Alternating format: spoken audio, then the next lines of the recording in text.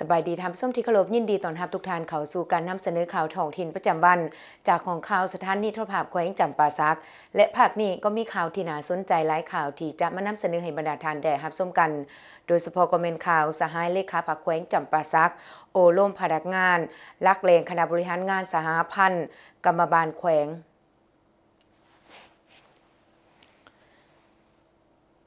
ในวันที่26 มกราคม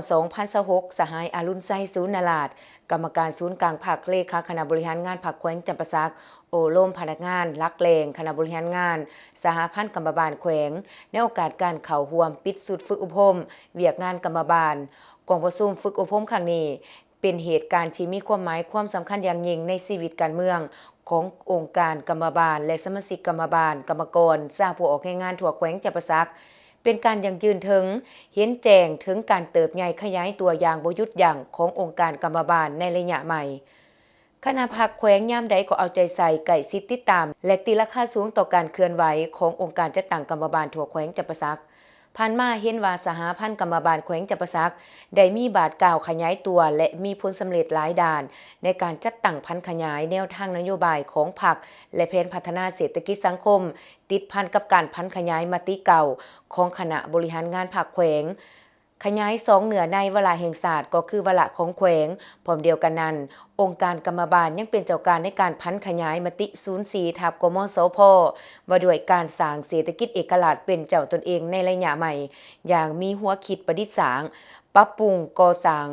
องค์การกรรมบาลซึ่งเป็นตัวแทนสิทธิผลประโยชน์อันแท้จริงของชนชั้นกรรมกร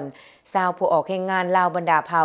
ได้กำเนิดพระราชบทบาทสิทธิและหน้าที่ตามกฎหมายว่าด้วยกรรมบาลลาวและความรับผิดชอบทางด้านการเมืองเคียงคู่กับผลสำเร็จและชัยชนะที่สหพันธ์กรรมบาลแขวงญาติมาได้นั้นก็ยังมีจุดอ่อนของโครงข่ายจำนวนหนึ่งที่สหพันธ์กรรมบาลต้องได้สืบต่อแก้ไขเช่น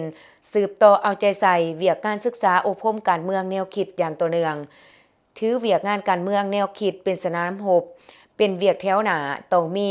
การหันเปลี่ยนวิธีเฮ็ดให้สมาชิกกรรมบาลจงรับรู้เข้าใจ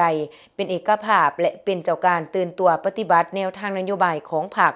กฎหมายของรัฐมีทัศนะการเมืองนักแน่นมีความสามัคคีเป็นปึกแผ่นมีความจงรักภักดีต่อพรรคและเชื่อมั่นต่อการนำพาของพรรค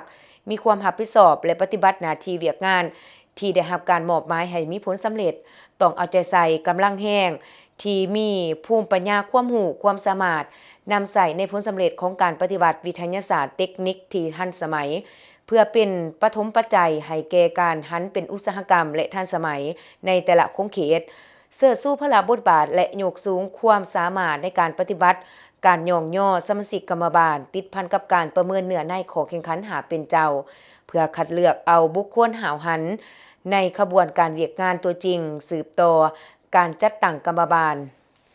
เข้าสู่โค้งเขตเอกชนให้ได้หลายเพื่อเป็นการปกป้องสิทธิผลประโยชน์ส่วนชั้นกรรมกรชาวผู้ออกแรงงานลาวบรรดาเผ่าอยู่ในห้วงจักโครงงานซุ้มใส่นำพาสร้างเศรษฐกิจครอบครัวเฮ็ดให้ชีวิตการเป็นอยู่ของพนักงานกรรมกรชาวผู้ออกแรงงานตลอดหอดประชาชนทั่วแขวงจำปาสักมีการหันเปลี่ยนดีขึ้นเอาใจใส่การปฏิบัติกฎระเบียบเวียกงานกองทุนช่วยเหลือซึ่งกันและกันของแขวงเข้มงวดเพื่อช่วยเหลือสมาชิกที่เกิดสิทธิ์ให้ทันเวลาเพื่อเฮ็ดให้เวียกงานกองทุนมีความเข้มแข็งยืนยง